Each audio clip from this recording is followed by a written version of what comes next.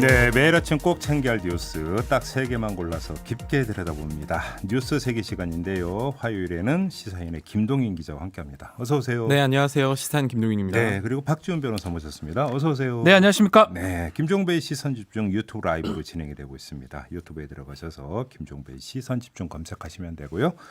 좋아요와 구독 버튼 눌러주시고 의견도 달아주시기 부탁드리겠습니다. 오늘부터 좀 중요한 날입니다.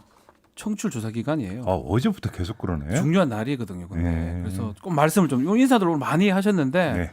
인사도 중요하지만 혹시나 전화 오면 네. 지역번호 02 뭐 이렇게 전화 옵니다. 알겠습니다. 김종배입니다. 딴 사람 아니에요. 알겠습니다. 김종배의 시선 집중. 꼭 시킨 것 같잖아요. 그러니까. 시킨 게 없잖아요. 근데 그러니까 아무튼 얼쑤. 얼쑤. 네, 알겠습니다. 자, 얼쑤가 뭔지 김동인 기자는 잘 모르시죠? 네, 모를 거예요. 아, 모른다네. 갑자기 기분이 묘해지고 있습니다. 알겠습니다. 자, 첫 소식 가주시죠. 네. 민주당이 긴급재난지원금의 지급 범위를 100%로 확대하자는 안을 제시했습니다.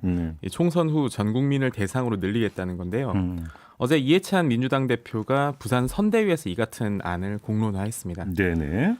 사실 현재 70%까지만 지급하는 방침이 결정되기 전에도 이 여당에서는 당정청 회의에서 이 지원 규모와 대상 확대해야 된다고 주장하긴 했어요. 네. 하지만 이 기재부 반대에 부딪혔는데 이번에는 이제 여야가 합의하면 기재부가 이 안을 받아야 한다고 좀 주장을 하는 겁니다.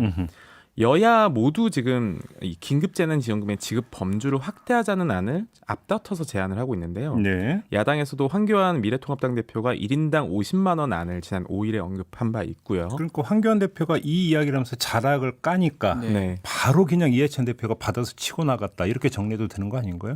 맞아요. 사실 이 말이 처음에 발표됐을 때는 좀 비판의 목소리를 표했다가 네. 이 하루 만에 좀 바뀌긴 했는데요. 그걸 받은 격이 된 것 같아요. 네. 네, 그런데 이제 아무래도 못 받는 30%라는 이 기준이 이게 건보료 기준이긴 한데 굉장히 지금 주변에서도 이 사람들이 지금 굉장히 말이 많잖아요. 그렇죠. 논란의 소지가 있으니까요. 네, 그래서 아무래도 이 부분을 지금 논란을 아예 없애려면은 조금 더 확대하는 안을 제안한다라는 건데 네. 문제는 이게 과연 그러면 선거를 앞둔 포퓰리즘 성격의 정책이냐 아니면 이 굉장히 긴급한 사안이기 때문에 이렇게 하는 게 맞는 것이냐 이 논란이 좀 이어지고 있고요. 네. 김동인 기자는 어떻게 생각하세요? 저는 사실 지난주에도 한번 말씀드렸지만 이게 행정비용 차원에 그리고 속도 차원 그리고 또 규모 차원 따져보면 사실 애초에 조금 더 늘리고 그리고 광범위하게 일단 그러니까 보편적으로 주고 나서 다 주고. 주고 나서 좀 정리를 해야 된다. 그러니까요. 이런 생각이었는데 저도 마찬가지. 저도 만약에 이게 무슨 우리 지금 코로나 같은 게 없다면 네. 포퓰리즘이나 이런 얘기도 할 수도 있지만 코로나 사태가 있고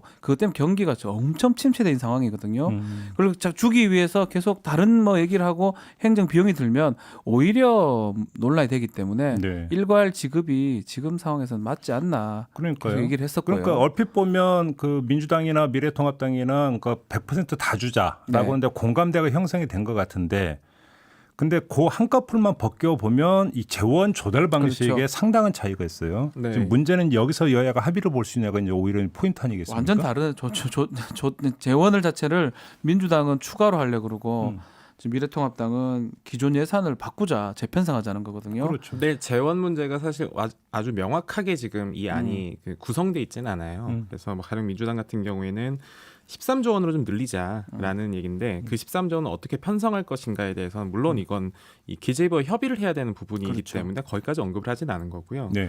또 미래통합당 같은 경우에는 기존 예산을 또 재편성을 해서 20조를 재편성하자. 사실 지금까지 나왔던 70%를 주는 안도 재편성안의 일종이거든요. 그래서 어떻게 보면 어떤 재원을 어떻게 조정하자라는 부분까지는 사실 언급할 만한 단계가 아니다 이렇게 판단하고 사실은 있는 것 죄송한 얘기지만 총선 전에는 이게 해결되지는 못하거든요. 그럴 것 국회가 같아요. 열릴 리도 없고. 그럴 것 같아요. 예. 그렇기 때문에 기본적으로 총선 후에 하자. 그렇죠. 그렇기 때문에 아주 좀 구체적인 얘기보다는 좀 더 인기적인 얘기를 할 수밖에 없지 않나 두 당이 네. 그 생각이 좀 들어요. 그러니까 황교안 대표가 이야기한 것은 김종인 선대위원장의 말을 받아서 김종인 선대위원장 같은 경우는 올해 예산 512조 가운데 20% 네. 해서 한 100조 정도를 100조 얘기했습니다. 조정을 해서 어떤 지급할 여력이 있다라고 이제 주장을 한 건데 그걸 받아가지고 네. 그러니까 그 올해 예산 범위 안에서 항목을 조정을 해서 지급하자라는 게 이제 황교안 대표 이제 그거는 분명히 나왔고요. 네. 이제 민주당 같은 경우는 사실은 모든 국민에게 다 주자라는 이야기에서 재원 조달을 어떻게 할지는 이야기가 안 됐고 다만 70% 주는 거에 대해서는 세출 구조 조정을 통해서 하자라고 하는 게 이제 기재부의 방안이었으니까 예. 그러면 나머지 금액은 어떻게 되는 거냐는 아직은 이제 밝히질 않은 건데. 2차 추경 얘기 나오긴 했지만 그렇죠. 어떻게 보면 그 전체적인 프로세스를 어떻게 하자라는 얘기까지 안 나올 그 전까지 나오진 않을 것 같아요. 네. 선거 전에는. 그러니까요. 근데 이제 이 변수가 이제 바로 이 부분이 하나가 네. 있는 것 같고 또 한 가지 변수는 총선 후라고 하는 점. 그렇죠. 사실 이것도 변수라고 봐야 되겠죠. 네. 큰 변수죠. 그래서 이제 포퓰리즘이 나쁜 건 아니잖아요. 근데 대중 영합하고 인기 영합을 했을 때 문제인 거예요. 실제로 그 정책을 추진할 의도가 없거나 목적을 안 맞게 하는 거거든요. 네. 사실은 투표라는 게 인기 투표인데 인기 있게 정치하고 행동하는 건 바람직한데 인기를 얻기 위해서 나쁘거나 다른 것들을 했을 때 문제되는 건데 총선 후에 간다면 이게 진짜 포퓰리즘이 될 수도 있는 거죠. 그러니까 이제 화장실 법칙이라고 하죠. 가기 전하고 들어갈 갔다 때와 나올 오는 때가 거. 다르면 안 되는 거죠. 네. 여야 그럴 가능성이 공이 있어요. 전 국민에게 주자라고 만약에 운을 뗐으면 지킬 건 지키자. 네. 이야기는 좀 해야 되지 않겠습니까? 그리고 이런 문제, 그러니까 이런 논의가 나올 때마다 가장 사실 최후 방어선은 이 기재부거든요. 그렇죠. 기재부가 워낙에 이 정부 내에서도 이제 발언권이 세고 그리고 편성할 때도 사실 세부적인 항목 들어가면은 기재부의 논리가 그 말이 안 되는 논리가 아니에요. 또 그렇기 때문에 이 기재부와의 논의에 거쳐서 사실 정부 차원에서 정책을 집행하는 것보다 국회 차원에서 이제 입법을 통해서 집행한다라는 건 굉장히 그걸 우회할 수 있기 때문에 그렇죠. 사실 이 방식을 뭐 여야가 합의만 가능하다면 생각할 수도 있는 방식이라고 봅니다. 그러니까 키는 그 기재부 장관이 쥐고 있는 게 뭐냐면 예산 증액 권한은 정부에게만 있기 때문에 국회가 합의를 한다고 해서 예산 증액은 안 돼요. 네. 그렇기 때문에 이건 헌법에도 나와 있는 부분이기 때문에 뭐 기획재정부 입장도 중요하다고 봐야 되고 지금 의견이 들어오고 있는데 남장균님은 전체 다 줘야 말이 없음 이렇게 짧게 보내주셨고요. 이채용님도 전 애초에 지원금 받을 수 있는 입장이었는데 몇백 원 차이로 못 받는 분들을 보면서 이 기준이 맞는 건가 생각했습니다. 제 주위에는 대부분 몇백은 얼마 차를 못 받더라고요. 네. 그런 분들이 너무 많아서. 근데 반면에 권기엄님은 혈세를 너무 남발하지 맙시다. 이 말도 일부 일리 맞죠. 네, 이런 또 신중론을 펴주시기도 했네요. 자, 다음 뉴스로 넘어가죠. 네. 서울 관악갑 선거구에서 이 미래통합당 후보로 나선 김대호 후보, 네, 김대호 후보의 3040 폄하 발언이 지금 파장을 불러오고 있습니다. 그러게요. 어제 미래통합당 당사에서 선대위 회의가 열렸는데요. 여기에서 이제 이런 말을 남겼어요. 제가 그대로 좀 옮겨보겠습니다. 이대로 가다가는 대한민국 결단 날 것이라는 위기감이 있는데도 3040은 이 미래통합당이 차갑다. 또 30대 중반에서 40대까지는 논리로 판단하는 게 아니라 어떤 거대한 무지와 착각을 가지고 있다. 네, 네, 네. 네, 이런 워딩을 남겼는데요. 총선을 지금 9일 남겨두고 어제 기준으로요. 아니, 이런 발언이 나왔죠. 아니 한 표가 아쉬운 판에 왜 그래요? 이렇게 3, 40대. 저도 40대긴 한데. 네, 계속 강조하시네. 네. 네. 예, 이런 얘기를 할 이유가 사실 없는데 네. 맥락도 아니, 별로 안 맞아. 이게 이유가 없는 게 아니라 안 해야 되죠. 하면 안 되는 거죠. 안 해야 되죠. 네. 왜 이러는지 모르겠는데. 네, 그래서 이 발언이 아무래도 민감한 데다 이게 그 지역에서 사실 선거 운동을 그러니까요. 하다가 나온 말이 아니라 음.